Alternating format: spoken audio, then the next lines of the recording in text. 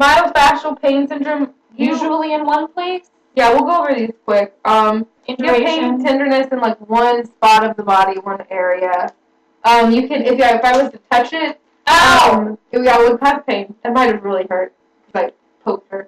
I just shoulder pain.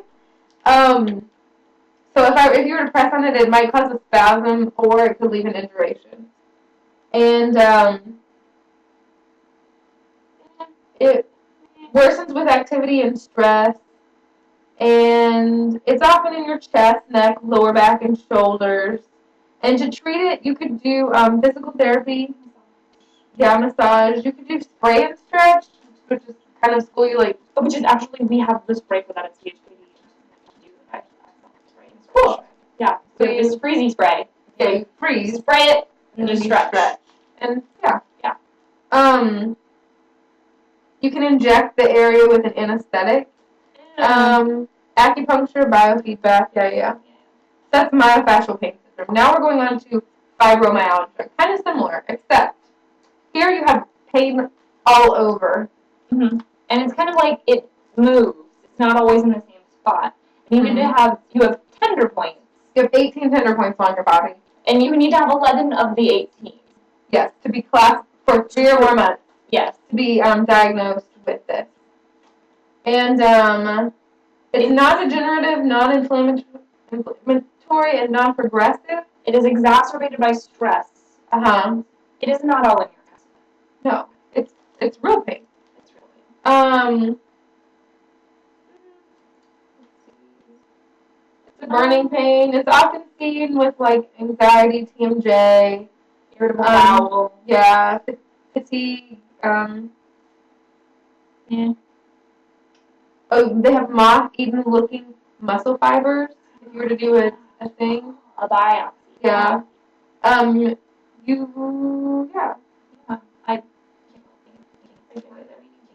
carpal tunnel syndrome. Carpal tunnel. So you have weakness, especially in your thumb, burning, numbness, impaired sensation, difficulty performing fine hand movements. So there's 2 different ways you can test for this. There's the Phalen's test, which is where you hold around the wrist. Here, I'm going to cover up that wrist one. Yeah, for 60 seconds. Mm-hmm.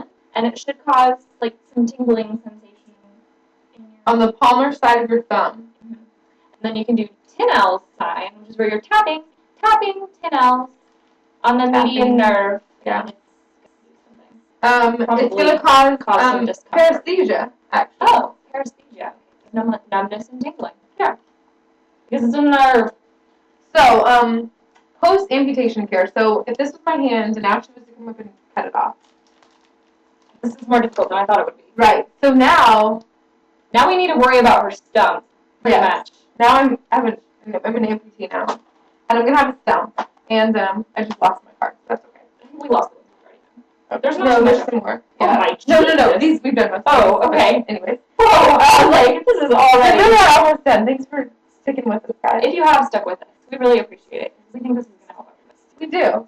And it's helping us. Or whatever. Yeah, really, wow. It's great. Post-amputation care.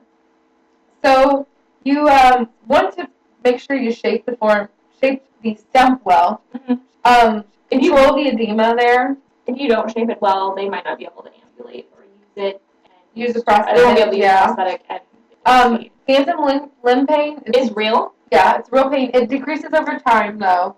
Or might. Would you give the prescribed narcotic for that? Yes, you would. Okay. Because it's real pain. Yeah. Mm-hmm.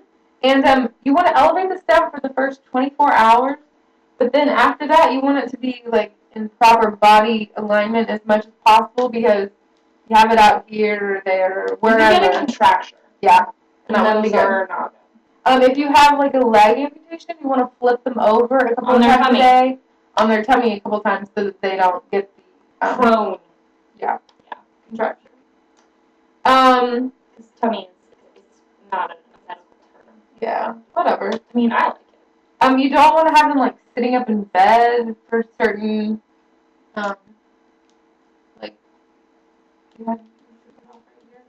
you can't see. I don't remember that.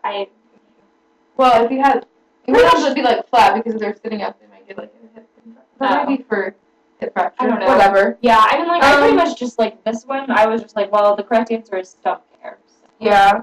You don't put a pillow under them. That's a bad idea.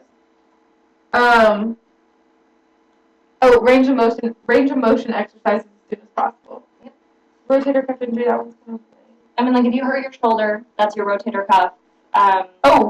The drop arm test is if they hold it up and it just falls after like a certain amount of time, they have if you're 90 degrees. Oh, 90 degrees. I'm like trying to be all. Here's about 90, kind of. Okay, so if you're 90 degrees and they told you to drop your arm slowly, it would just fall like that. Mm-hmm. So that's a drop arm test, and that means you probably have a rotator cuff injury. My mom had one of those because our black lab pulled her across the back.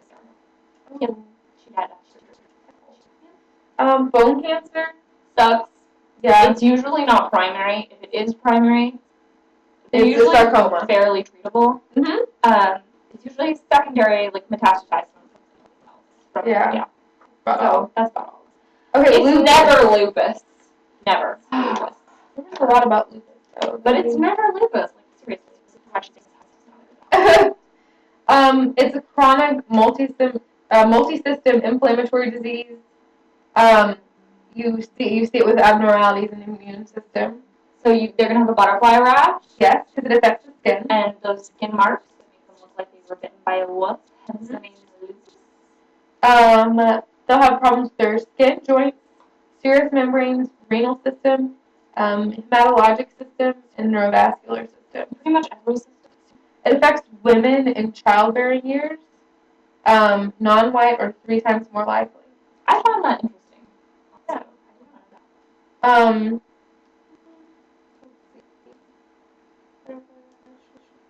They get alopecia. They get arthritis with swan neck. You treat with NSAIDs. You can treat them with anti-malarial drugs. That's pretty cool. Chris and I were talking about that during class, and I got in trouble. But it's cool still. Steroid-sparing corticosteroids and immunosuppressants. Oh, real quick, backing up. DMARDs, DMARDS. Those are the drugs used to treat rheumatoid arthritis. So, okay, just know that classification of drugs. You should be fine. Yeah, DMARDs. Rheumatoid arthritis. Yeah. Muscular dystrophy. It's a progressive disorder. It's genetic.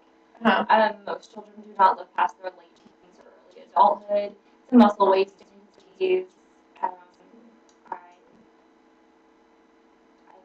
Yeah.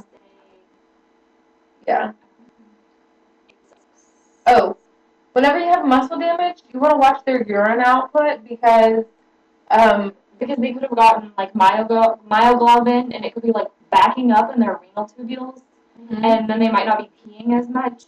That could signify a significant problem. Yeah. So watch their urine output. It's the myoglobin release gets in their renal tubules, and that can cause acute tubular necrosis, which would mean renal damage. Awful dead things. They could have reddish-brown urine and then all the other signs of. But if you look at a Foley bag and you see reddish-brown urine, you need to be on the phone to the physician. Yes. Maybe take their vitals. Maybe take their vitals first. Just because I don't know. He might ask. He might. He won't though. And yeah, so that pretty much sums it up. That concludes everything. And wow, that took a lot longer than I thought it would. But yeah, that was half the time we spent in lecture, and that's pretty much everything. Yes, I can't. Okay, well, all right. Thanks for listening if you did. And if you want us to stop, let us know. But we're going to keep making them. We already got all our costumes. And you should tune in next time. Yes, we're going to have more of these. Maybe we'll try to make them a little bit shorter. Yes. Maybe we'll try. But it's hard. Yeah. But if you watch all of these and spend 5 hours studying for the final, and you don't actually have to do any work, just watch us. Yeah. Then you should be good. Okay, well, we're gonna go. Bye. Bye. Adios. I don't have a bye.